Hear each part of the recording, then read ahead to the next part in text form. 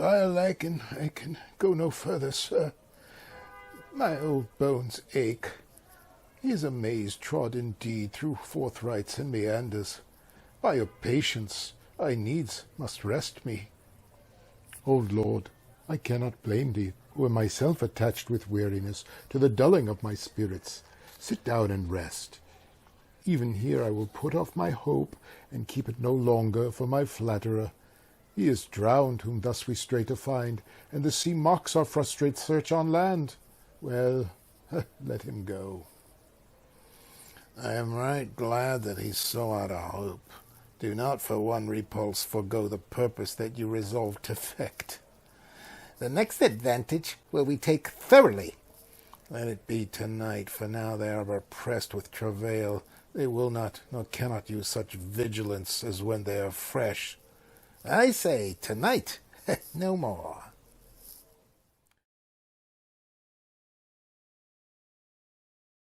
What harmony is this? My good friends, hark. Marvellous sweet music.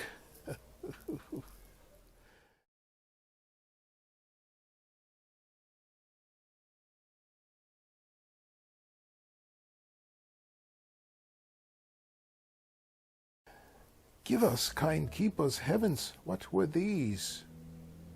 A living drollery.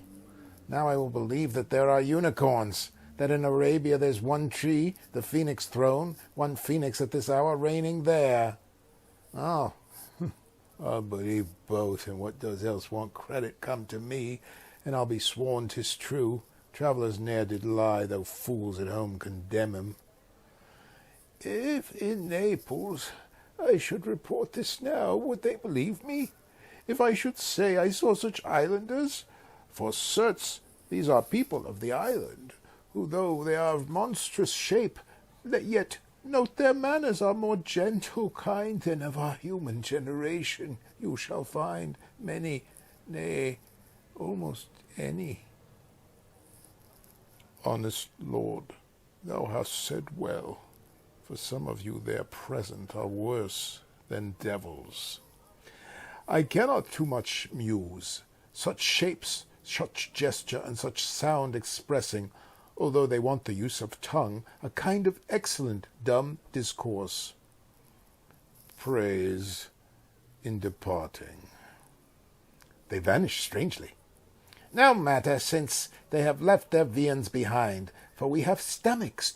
Will it please you taste of what is here? Not I. Faith, sir, you need not fear.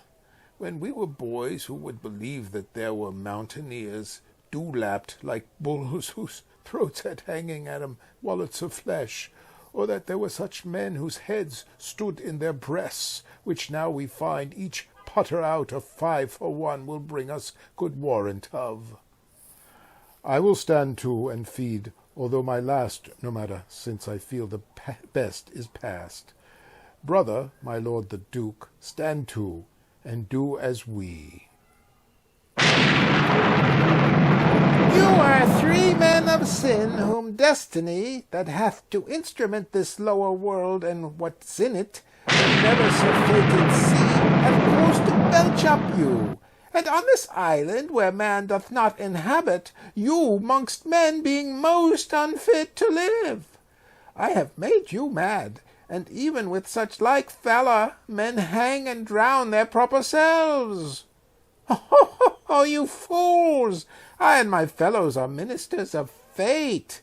The elements of whom your swords are tempered may as well wound the loud winds, or with be-mocked at stabs still kill the still closing waters, as diminish one dowel that's in my plume.